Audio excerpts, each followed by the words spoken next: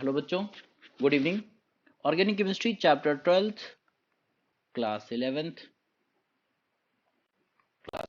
CBSE. बच्चों, इसमें हमें इफेक्ट्स पढ़ने होते हैं।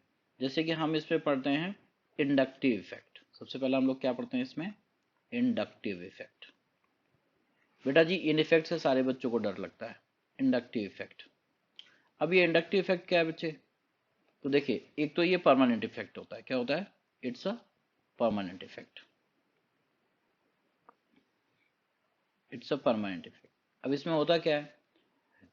देखो, ये विड्रॉइंग या डोनेटिंग इफेक्ट होता है। It is electron withdrawing withdrawing और डोनेटिंग इफेक्ट। ठीक है बेटा जी, विड्रॉइंग या फिर डोनेटिंग इफेक्ट होता है। ध्यान रखेंगे सारे बच्चे, जनरली यही पूछ लिया जाता है कि कौन सा इफेक्ट है। It's a permanent effect. ठीक है। अब इसमें बेटा जी सबसे पहला आता है minus I effect. Minus I effect क्या होता है?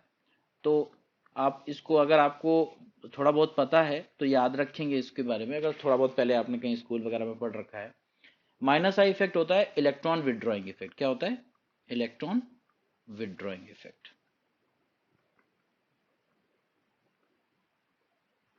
Electron withdrawing effect.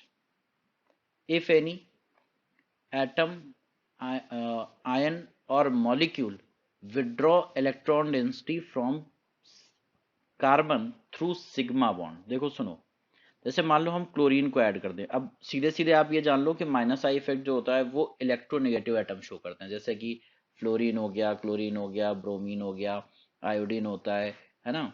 या फिर आपका NO2 हो गया, या CN हो गया, ये साइनाइड हो गया। ये सब क्या शो करते हैं? Minus I effect. या आप सीधे सीधे कह सकते हो कि इंडक्टिव इफेक्ट। मतलब कार्बन से कौन जुड़ा है? Cl जुड़ा है। Cl क्या करेगा? सिग्मा बॉन्डेड इलेक्ट्रॉन को अपनी तरफ खींच लेगा। जब ये सिग्मा बॉन्डेड इलेक्ट्रॉन को अपनी तरफ खींच लेगा तो इससे क्या होता है कि क्लोरीन पे पार्शियल नेगेटिव चार्ज और कार्बन पे पार्शियल पॉजिटिव चार्ज आ जाता है। ठीक है बच्चे, ये पार्शियल पॉजिटिव चार्ज कार्बन पे किसने इंड्यूस किया है? क्लोरीन ने। तो आपसे पूछा जाए कि क्लोरीन कौन सा इफेक्ट लगा रहा है, तो आप कहोगे sir chlorine minus I effect लगा रहा है। माइनस आई मतलब it withdraw electron density of sigma bond toward itself. तो कौन सा इफेक्ट लगा रहा है? Minus I effect. कौन? क्लोरीन। किस पर? कार्बन पर। क्लोरीन कार्बन पर माइनस आई इफेक्ट लगा रहा है, जिसकी वजह से कार्बन पे पार्शियल पॉजिटिव चार्ज आ जा रहा है। ठीक है बेटा जी। तो कौन कौन से ग्रुप लगाते हैं? तो आप याद रखेंगे सारे halogen, fluorine, chlorine, bromine, iodine. जितने भी इलेक्ट्रोनेगेटिव एटम है, जैसे कि OH हो गया, OR हो गया, और तुम्हारा NH2 हो गया, N का कोई भी हो, नाइट्रोजन का कोई भी कंपाउंड हो, या आपका साइनाइड हो गया, है ना, NO2 हो गया। ये सब माइनस आई इफेक्ट लगाते हैं। कौन सा इफेक्ट लगाते हैं? Minus I effect. याद रखेंगे। मतलब अगर ये जुड़े हुए हैं तो कार्बन पे कैसा आ जाएगा? पॉजिटिव चार्ज आ जाएगा। अब minus I effect is distance operating effect. कौन सा है? Distance operating. मतलब जितना दूर लगा होगा उतना ही कम इफेक्ट डालेगा। जैसे कि मान लो हम यहाँ क्लोरीन लगा दें तो सबसे ज्यादा पॉजिटिव चार्ज ये क्रिएट करेगा फर्स्ट कार्बन पे, सेकेंड कार्बन पे थोड़ा सा कम करेगा, डबल पार्शियल मतलब थोड़ा कम, थर्ड कार्बन पे और कम करेगा। और बच्चों ऐसा माना जाता है कि ये 3 बॉन्ड के आगे ये ऑपरेट नहीं होता। मतलब चौथे पे इतना कम हो जाता है कि लगभग उसको हम नेग्लिजिबल मान लेते हैं। 3 बॉन्ड तक काम करता है। डिस्टेंस ऑपरेटिंग इफेक्ट होता है। आ रही बात समझ में? ठीक है बेटा जी। तो ये हर जगह लगता है। ये परमानेंट इफेक्ट है। अगर कहीं पर क्लोरीन, नाइट्रोजन या ब्रोमीन या NO2 प्रेजेंट है तो ये इफेक्ट लगे। आ रही बात समझ में सारे बच्चों को? तो इसको आप लोग याद रखेंगे। दूसरा बेटा जी क्या होता है? दूसरा हमारा होता है प्लस आई इफेक्ट। प्लस आई मतलब इलेक्ट्रॉन डोनेटिंग इफेक्ट। ये क्या होता है बेटा? इलेक्ट्रॉन डोनेटिंग क्या होता है? इलेक्ट्रॉन डोनेटिंग इफेक्ट क्या होता है? देखो, जैसे मान लो हम कार्बन पे कोई एल्काइल ग्रुप जोड़ दें तो ये एल्काइल ग्रुप क्या करता है? ये इलेक्ट्रॉन डेंसिटी देता है कार्बन को। ठीक है। तो कौन सा इफेक्ट शो कर रहा है? Plus I effect. कौन सा इफेक्ट शो कर रहा है? ये प्लस आई इफेक्ट। मतलब इसको थोड़ा सा some how you can say some how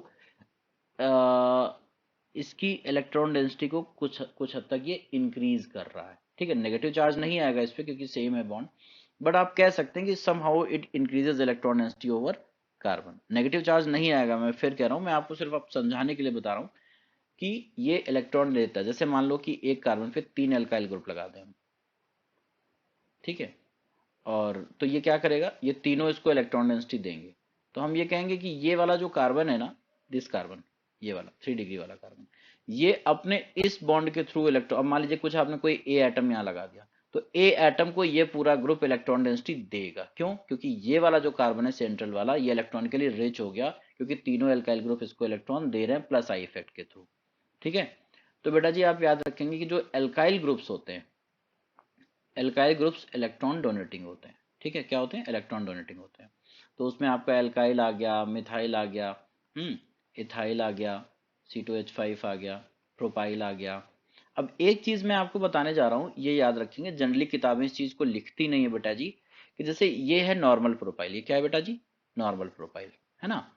और दूसरा होता है आपका आइसो प्रोपाइल। दूसरा क्या होता है? CH3 CH bond CH3। तो ये दूसरा क्या होता है बेटा? आइसोप्रोपाइल। अब आइसोप्रोपाइल जो है, आप याद रखेंगे 12th क्लास में आपको बहुत जरूरत पड़ेगा। आइसोप्रोपाइल का जो प्लस आई इफेक्ट होता है, आइसोप्रोपाइल का प्लस आई इफेक्ट ज्यादा होता है नॉर्मल प्रोपाइल से। ये चीज बच्चों आपको याद रखनी है, आइसोप्रोपाइल का जो प्लस आई इफेक्ट है वो ज्यादा होता है नॉर्मल प्रोपाइल से। ठीक है।